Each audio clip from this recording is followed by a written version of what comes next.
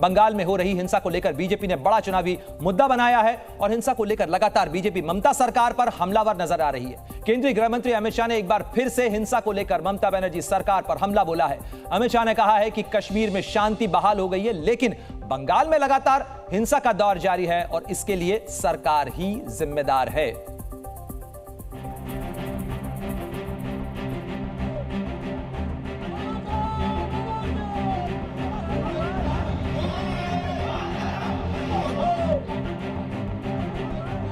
पांचवें चरण के चुनाव से पहले दावों की सियासत तेज हो गई है। गृह मंत्री अमित शाह ने ममता बनर्जी पर गंभीर आरोप लगाए हैं। अमित शाह ने कहा कि बंगाल में चुनाव के बाद भी हिंसा होती है, जबकि कश्मीर शांत है। बंगाल में हिंसा के लिए ममता बनर्जी सरकार जिम्मेदार है। अत्याचार से जब लोग परेशान हो जाते हैं, उसको उजागर करते हैं, सार्वजनिक करते हैं, तो वो छिपाने के लिए फिर से अत्याचार करिए। संदेश खाली इसका क्लासिक एग्जाम्पल है। इसके साथ ही अमित शाह ने संदेश खाली मुद्दे पर कहा कि ममता बनर्जी की कार्यशैली अत्याचार वाली है। हालांकि उन्होंने साफ किया कि चुनाव में बंगाल की जनता टीएमसी को करारा जवाब देगी और बीजेपी यहां 30 सीट तक जीतेगी। मैं अभी भी मेरी बात पर कायम हूं। हम 24 से 30 सीट जीतेंगे। बंगाल की जनता इस बार बहुमत सीट नरेंद्र मोदी जी को देने जा रही है। अमित शाह के ममता सरकार पर लगाए आरोपों पर टीएमसी ने पलटवार किया है। टीएमसी का कहना है कि 2021 में भी बीजेपी हारी थी और इस बार भी बीजेपी की ही हार होगी। भाजपा का बंगाल के खिलाफ जो उनका पॉलिटिक्स है, उसका खिलाफ पब्लिक ममता दीदी को वोट देंगे। पांचवें चरण में मतदाताओं को साधने के लिए लगातार राजनीतिक दल एक दूसरे पर आरोप प्रत्यारोप लगा रहे हैं। अब 4 जून को ही पता चलेगा कि राजनेताओं के बयानों का आम जनता पर क्या असर हुआ है। तो चुनाव के वक्त हर तरफ से अपने अपने दावे किए जाते हैं, लेकिन सबसे बड़ा सवाल यही है कि चुनाव आखिर शांतिपूर्ण तरीके से क्यों नहीं हो पा रहे हैं। कश्मीर जब बदल गया है, ये बड़े सवाल हम खड़े कर रहे हैं, लेकिन बंगाल में आखिर हिंसा का दौर क्यों नहीं थम रहा है। क्या बंगाल में हिंसा सिर्फ चुनावी मुद्दा है या वाकई में सरकार चाहे केंद्र की हो चाहे राज्य की हो इसका स्थायी समाधान भी खोज रही है। हिंसा रोकने में ममता सरकार आखिर नाकाम क्यों है, यह भी एक बड़ा सवाल खड़ा हो रहा है। और क्या बंगाल में हिंसा को राजनीतिक संरक्षण हासिल है, क्योंकि लगभग हर बार इस तरीके के आरोप लगाए जाते हैं। बंगाल में हिंसा का मुद्दा वोट के लिए क्या हिट है, यह भी बड़ा सवाल है। और इन 5 बड़े सवालों के साथ में रुख करेंगे। खास मेहमानों का पैनल मेरे साथ जुड़ रहा है, उन्हीं से पूछेंगे इस मामले को लेकर सवाल, क्योंकि सौरभ सिकदर प्रवक्ता हैं बीजेपी के, बहुत स्वागत है आपका जी न्यूज पर। साथ ही तौफीक खान है, राजनीतिक विश्लेषक हैं, घनश्याम तिवारी समाजवादी पार्टी के प्रवक्ता हैं, और किशोर तिवारी हैं, नेता हैं शिवसेना उद्धव ठाकरे गुट के। साथ ही एसके दत्ता राजनीतिक विश्लेषक हैं। आप तमाम खास मेहमानों का बहुत बहुत स्वागत है। और इसी मुद्दे पर सबसे पहले करेंगे बहस और इसी पर चर्चा आगे बढ़ाएंगे। सौरभ सिकदर, एक चीज बताइए कि बंगाल के अंदर ये रक्त चरित्र जो हिंसा का रहा है, बंगाल के लोग भी तो इस चीज को लेकर चिंतित रहे हैं, चाहे वो किसी भी राजनीतिक दल से वास्ता रखते हो, लेकिन इस पर विराम क्यों नहीं लग पाता है? सबको नमस्कार। देखिए, बंगाल में जो होता है वो पूरा देश में नहीं होता है। आप पिछले 2 साल में पूरा देश में देखा दीजिए, गिना दीजिए कि बंगाल जैसा इतना राजनीतिक मौत हुआ है।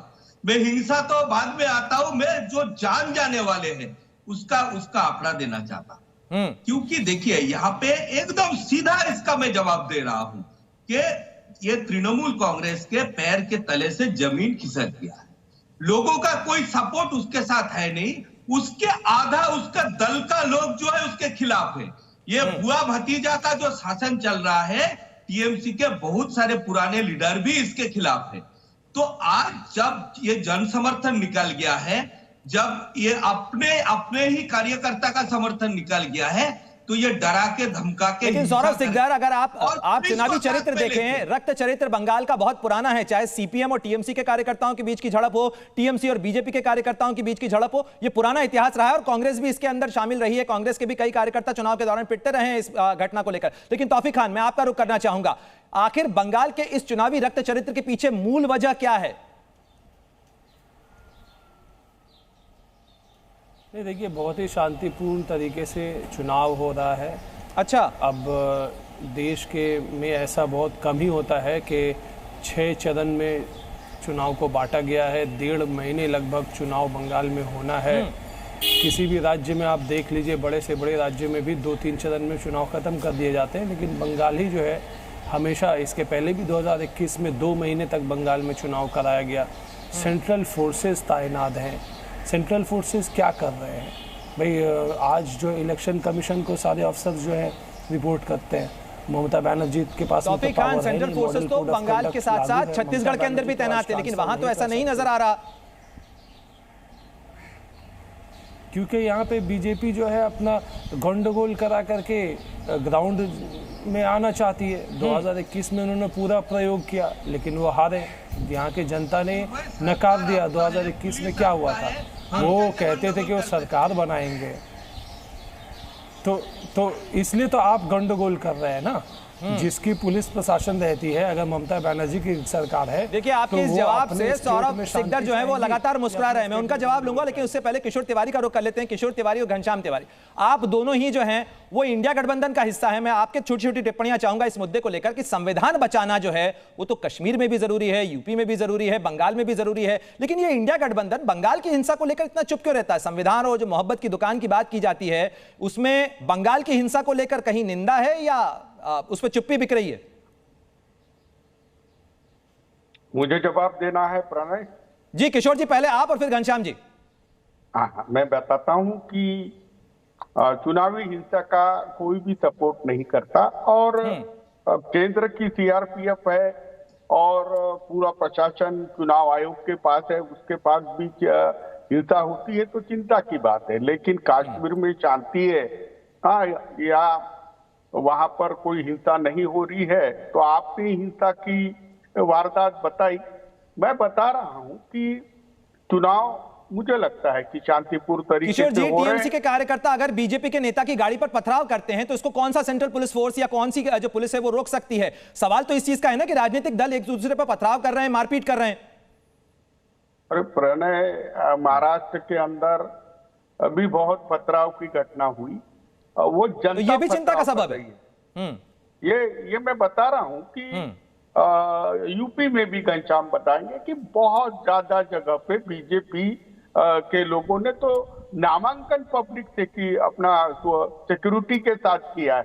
तो जनता का आक्रोश है बीजेपी के खिलाफ, तो वो प्रकट होता है, तो उसमें दीदी को दोष देना गलत बात है। दूसरी बात है कि चुनाव इतने लंबा खींचोगे तो ये फटीक तो आएगा ही आएगा सिक्योरिटी फोर्सेस को। तो घनश्याम तिवारी जी, किशोर जी का तर्क आपने सुन लिया। चुनाव लंबा तो यूपी में भी चल रहा है, 7 चरणों के अंदर यूपी की सीटों के ऊपर चुनाव हो रहे हैं, लेकिन वहां में तो इस तरीके से नहीं हो रहा कि एक पार्टी दूसरी पार्टी पर पथराव कर रही हो, उसके नेता की गाड़ियां तोड़ी जा रही हो।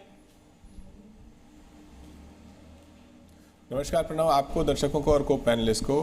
बंगाल में भारतीय जनता पार्टी ने जिस तरह की गदर चुनावी गदर बनाई है, उसके अलग अलग पहलू हैं। जैसे कि भारतीय जनता पार्टी के पूर्व नेता और अब बंगाल के गवर्नर आप अपना जवाब पूरा करिएगा, लेकिन मैं छोटा सा आपसे इसी में आप चूंकि जवाब दे पाए, कांग्रेस क्यों आरोप लगा रही है टीएमसी के ऊपर इस तरीके की तोड़फोड़ का बंगाल के अंदर? मैं उस पर आता हूं। पहली बात तो आप शीर्ष से शुरू कीजिए। बंगाल के गवर्नर आनंद बोस के ऊपर सेक्सुअल हैरेसमेंट के चार्जेस हैं। ब्रजभूषण शरण सिंह और प्रज्वल रेवन्ना के कंधे पर बैठी भारतीय जनता पार्टी की सरकार को यह निर्णय लेना है कि क्या इस तरह का व्यक्ति बंगाल में गवर्नर होना चाहिए या नहीं। जहां पर 2021 में भारतीय जनता पार्टी इसलिए हार गई कि प्रधानमंत्री जी ने बदसलूकी से दीदी ओ दीदी कहा, जिससे बंगाल की हर बेटी अपमानित महसूस किया, और इसलिए ममता बनर्जी जी के साथ बंगाल की सारी बेटियां खड़ी हो गई और प्रधानमंत्री जी को खदेड़ दिया। मैं किसी के बीच में नहीं बोल रहा था। तो भारतीय जनता पार्टी का तो जो चाल चरित्र चेहरा है वो देश की बेटियों के खिलाफ है और खौफनाक है। उसमें प्रज्वल रेवन्ना है, ब्रजभूषण शरण सिंह है, अब उसमें बंगाल के गवर्नर आनंद बोस दिखाई दे रहे हैं। उस चेहरे में प्रधानमंत्री जी बंगाल में दिखाई देते थे जब वो दीदी और दीदी करके कह के ममता बनर्जी जी की घनश्याम जी, मैं लौटूंगा आपके पास में, सौरभ सिकदर का भी जवाब लेंगे इसके ऊपर, लेकिन बंगाल से ही इस समय एक बड़ी खबर आ रही है, वो भी दर्शकों को बता दें कि बंगाल के दक्षिण 24 परगना में एक टीएमसी कार्यकर्ता की पीट कर उसको पेड़ से लटका दिया गया है, जिससे टीएमसी कार्यकर्ता की मौत हो गई है। ग्रामीणों का आरोप है कि मृतक तापस वैद्य को कुछ लोग उठाकर ले गए, इसके बाद उसकी लाश आज सुबह जंगल में एक पेड़ से लटकी हुई पाई गई। और उसके बाद पूरे इलाके के अंदर तनाव है। यह घटना दक्षिण 24 परगना की बताई जा रही है, जहां एक टीएमसी कार्यकर्ता की हत्या हुई है। अज्ञात लोगों ने पिटाई करके उसे पेड़ से टांग दिया, बाद में उसकी लाश बरामद की गई है। इलाके के अंदर फिलहाल तनाव है और लगातार हम इसी चीज को मुद्दा उठा रहे हैं, इसी चीज पर सवाल पूछ रहे हैं। तमाम खास मेहमान हमारे साथ जुड़े हुए हैं कि आखिर बंगाल के अंदर ये चुनावी हिंसा का रक्त चरित्र क्यों बरकरार है। इसको लेकर हर दल की, हर पंथ की जो है वो चिंता होनी चाहिए इस चीज को लेकर। लेकिन एसके दत्ता साहब, मैं आपके पास आता हूं इसी सवाल के साथ में, फिर सौरभ सिकदर का भी मैं जवाब लूंगा इसको लेकर कि बंगाल के अंदर लगातार ये हिंसा का दौर चलता रहता है और इसके अंदर एक दल दूसरे दल के कार्यकर्ता की पिटाई, आमना सामना, टकराव, पथराव, रास्ता रोकना, आखिर वजह क्या है और इसको मिलकर आखिर सुलझाने की कोशिश क्यों नहीं की जा रही है? देखिए, किसी भी पॉलिटिकल पार्टी के कार्यकर्ता अगर आहत होते हैं और मारे जाते हैं, चाहे वो बीजेपी के हो, टीएमसी के हो, लेफ्ट फ्रंट के हो या फिर कांग्रेस के हो, वो दुर्भाग्यपूर्ण है। बंगाल का इतिहास कहीं ना कहीं पे रहा है, एक रक्त रंजित इतिहास रहा है। आप याद कीजिएगा सिद्धार्थ शंकर रे के दौर, कांग्रेस के जब मुख्यमंत्री थे उस समय भी रक्तपात मचा था बंगाल में। 34 साल का वामफ्रंट का शासन तो जितना कम कहा जाए उतना ही अच्छा है। वो तो तलवार के बलबूते पे पूरा शासन चला है और उसी को और बढ़ाया है दीदी ने। दुर्भाग्यपूर्ण कहना पड़ता है कि दीदी आई की परिवर्तन माँ माटी मानुष लेकर, पर ये परिवर्तन है क्या? रक्त रंजित परिवर्तन चाहते थे दीदी आप बंगाल में। आप अगर जितना दमन करोगे कहीं ना कहीं पे विनाश तो होगा ही। अब मैं एक उदाहरण देता हूँ दीदी के एक बयान के साथ ही। आपको याद होगी 2019 के लोकसभा चुनाव के दौरान शीतलकुची पे जब पूरा रक्त रंजित राजनीति हो रहा था। दत्ता साहब, ये फहरिस्त बहुत लंबी है, बहुत लंबी फहरिस्त है इस तरीके की घटनाओं की और इसके अंदर तमाम दल जो हैं वो अपना दामन साफ नहीं कर सकते हैं। इस तरीके के आरोप दोनों ने एक दूसरे के ऊपर लगाए हैं, सब दल एक दूसरे को इस तरीके के सवाल उठा से घेरते रहते हैं। लेकिन सौरभ सिकदर साहब, ये जो घटना हुई है आज दक्षिण 24 परगना के अंदर, टीएमसी कार्यकर्ता की मौत हुई है, इसके अंदर जाहिर तौर पर इसके अंदर सवाल उठेंगे और सवालों के कटघरे में बीजेपी को खड़ा किया जाएगा। तो बीजेपी पर टीएमसी आरोप लगाए, टीएमसी पर बीजेपी आरोप लगाए, लेकिन मरता तो आम आदमी है, आम कार्यकर्ता है। बिल्कुल, देखिए मैं जहां से शुरू किया था कि इसके खुद के दल में ही इसके विरोध बहुत प्रकट है। और जहां पे ये जो आप बंगाल के रक्त चरित्र का इतिहास बता रहे थे, तो ममता बनर्जी से अच्छा, सीपीएम के अच्छा स्टूडेंट ममता बनर्जी से कोई है ही नहीं, जो सीपीएम के यूनिवर्सिटी में टॉप किया है। सीपीएम के जितने सीपीएम रेज्यूमे का 34 साल का जितने खराब चीज था, उसने बाखूबी उसको अपना लिया। तौफीक खान, ममता बनर्जी सीपीएम से लड़ने गई थी या उनकी क्लास में सीखने गई थी? देखिए सौरभ सिकदर तो बड़ा आरोप लगा रहे हैं। और नहीं, मैं एक मिनट, और जो कांग्रेस के प्रवक्ता जी जो बता रहे हैं जी तौसीफ साहब, सौरभ सिकदर जी नहीं, उन्हें याद नहीं। आप डिबेट से पहले अधीर रंजन, देखिए सौरभ जी शायद भूल गए।